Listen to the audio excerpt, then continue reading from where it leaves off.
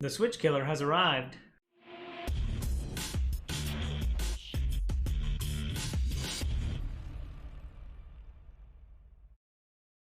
What up, viewers? What up, what up? Calc Soups here, and today is Friday, July 16th, and that means it's time for a quick recap of the week in video game news. It's a pretty unique week this week in that we have a video game launching, but that's not the first and biggest topic we have this week. This week, without further ado, we had Valve put out a big piece of information. They've been working on a handheld PC called the Steam Deck that has already gone up for pre-orders.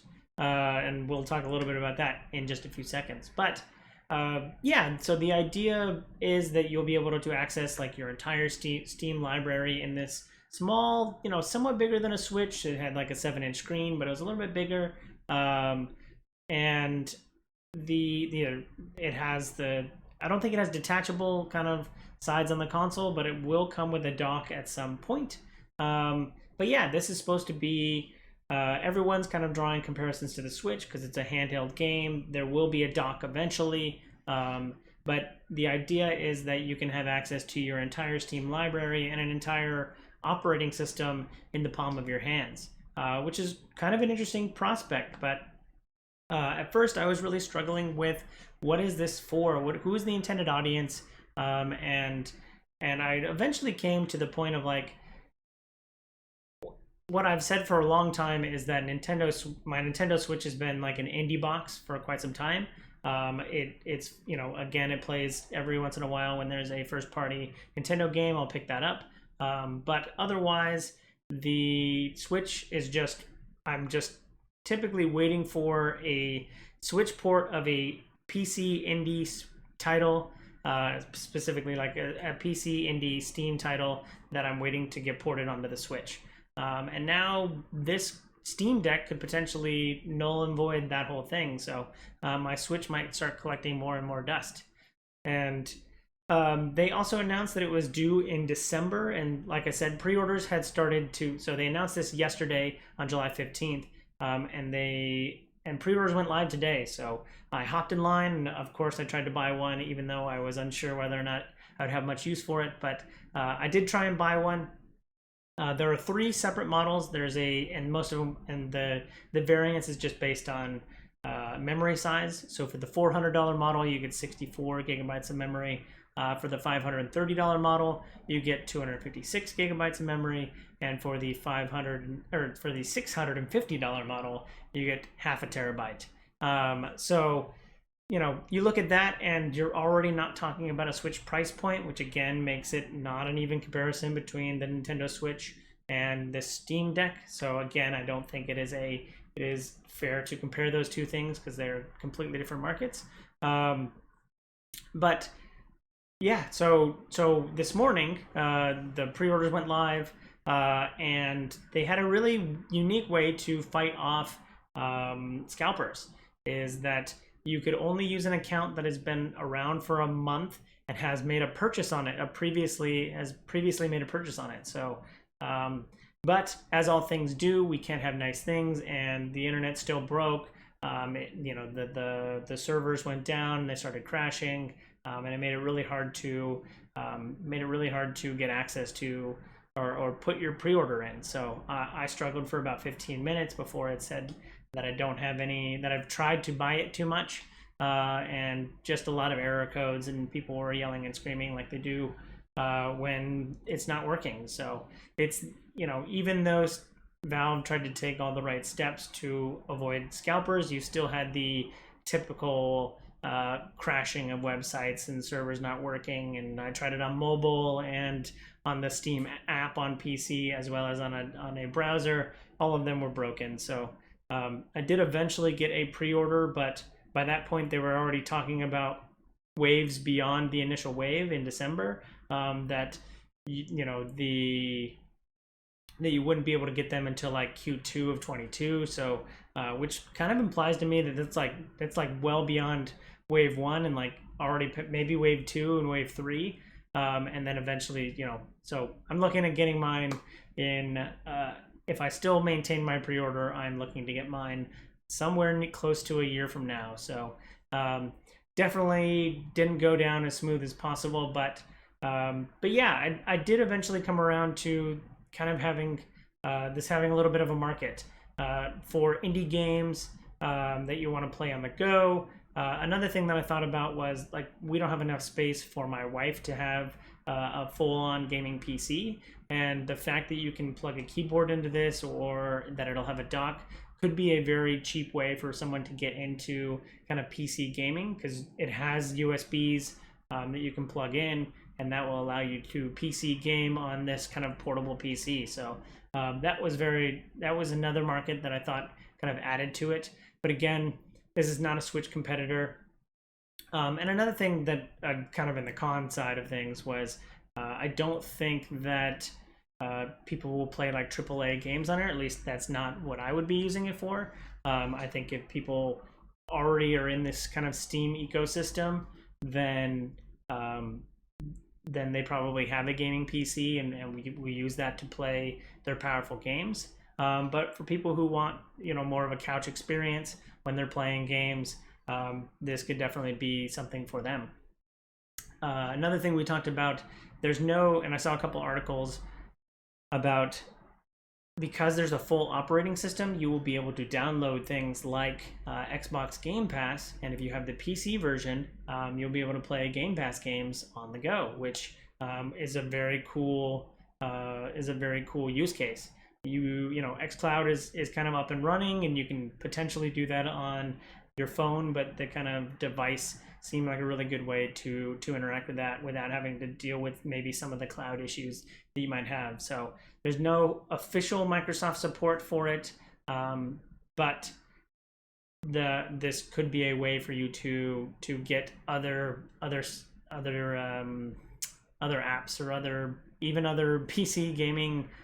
You can get your Epic Store on there as well. So it'll be interesting to see. Again, I think it's somewhat of a niche market if you're just looking for indie games on a portable console, that aren't on the Switch. Then this kind of might be for you. But for PC exclusives or AAA titles, I don't know that this necessarily is going to solve the issues for those people. So all in all, I think it is a really cool idea, and I hope that we get more kind of innovative ideas like this, and I think it'll do better than your NVIDIA Shields or any of your other kind of PC peripherals, and hopefully Valve is a little bit more invested in this than they have been in previous hardware solutions.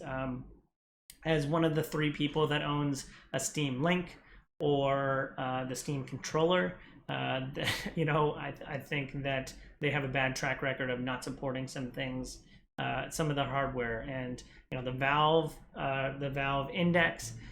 Hopefully, I think that will have a little bit more legs, but hopefully this has more legs than any of their previous hardware and any other kind of PC peripheral hardware in the past. So hopefully Valve can make it work. So if I haven't said it enough, I am hopeful for it, but I do struggle a bit with kind of the niche, or what I picture as kind of a niche audience for it. So yeah, let me know what you think. If you actually had a pre-order go off, let me know down below in the comments. Now, there actually is a video game, and speaking of Nintendo first-party titles, I actually am going to pick this one up, so a little bit of swapping positions there, but Skyward Sword HD finally launched this week. Today, in fact, I got my Skyward Sword Joy-Cons in the mail, so I'm very excited to be using those. And if I were a better editor, I would kind of string together that I have been asking for this game for quite some time. As soon as I finished Breath of the Wild, I've been asking for a Skyward Sword remake, because I didn't play Skyward Sword 10 years ago, and I want to play, as a hardcore Zelda fan, I want to play all of the Zelda titles, especially that one, because I think it's very, from what I know of the story, it's very integral to the kind of entire storyline. So I'm very much looking forward to playing Skyward Sword, and I've been asking for this because I didn't play it for the Wii. I know that it came out kind of cross-platform for the Wii U, which, again, not many people had a Wii U, so I knew that there'd be a market for there, and I'm finally glad that Skyward Sword is here.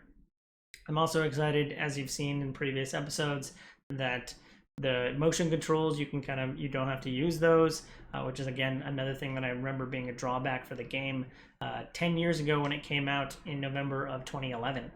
The game's currently sitting at an 82 Metacritic, so things are kind of good to go there. I'm very excited to play it, and hopefully I can get maybe amiibos to continue out collecting my Zelda amiibo collection. But yeah, I'm very excited for Skyward Sword. I think that's pretty much what I've been dedicating, or what I've been planning to dedicate the second half of my July for, was Skyward Sword. So I'm really happy it's here, and I'm very excited to get to play it. The Pokemon MOBA, Pokemon Unite, got a big announce this week that the release date is next week. I also didn't know that it was going to be a Switch exclusive title. I thought it was at least going to be coming out to PC, considering PC is kind of where the mobile market entirely is. So it was interesting to see that this is exclusive for the Nintendo. Hopefully their internet service works and supports this, and they don't have to worry about any of that stuff, which Nintendo has had trouble with in the past. They also released the roster of characters this week. It's got most of the people you could, well, it's got, I mean, there's like a bajillion Pokemon now, so it's not going to appease everybody, but your Pikachus, your Charizards, a lot of your fighter types like Machamp are there. A lot of Gen 1, but there's like Score Bunnies there. A lot of Pokemon.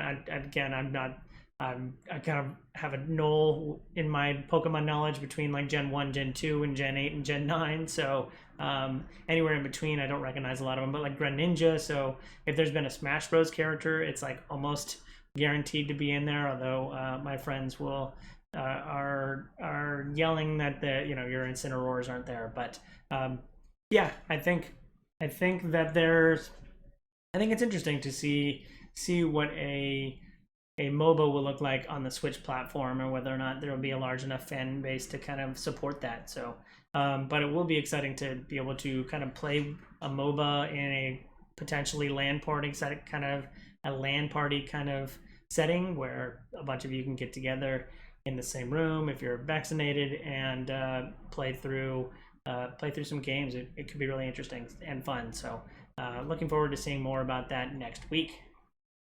Stadia has announced a new revenue sharing program, so up to 70% of the subscription revenue for their subscriptions, for Stadia subscriptions, will be doled out to developers.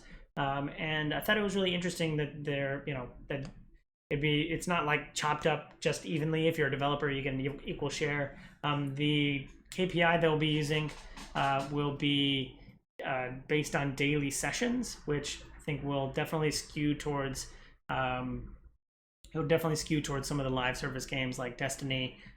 So I assume that Bungie will be seeing a lot of that revenue share. But it is kind of cool to see a big company just kind of giving up a large portion of their revenue stream, because I mean, I don't know that Stadia subscriptions are the biggest form of revenue stream for Stadia or Google in general, but it's kind of cool to see that they're giving back to the developers. I don't know that it's going to entice any more people to kind of jump in on Stadia that aren't already there, but good to see that they're giving back to some of the developers. So excited to see more about that. Now we have the sour part of this week. We had delays everywhere. There were a lot of delays this week, some of which I'm very sad about. So Ubisoft announced 2 big delays this week. Riders Republic and Rainbow Six Extraction have both been delayed. Riders Republic was intended to come out September 2nd, but is now coming out October 28th. So they took about 8 weeks in there to again kind of buff out some issues, and I think that there's going to be lots as we can see this week. The delays in the gaming industry are not all accounted for yet, so I expect to see more delays in the future. But it was kind of sad to see Ubisoft's MMO downhill racer kind of being pushed 8 weeks. Rainbow Six Extraction, their Left 4 Dead Rainbow Six crossover, has been pushed out of this year.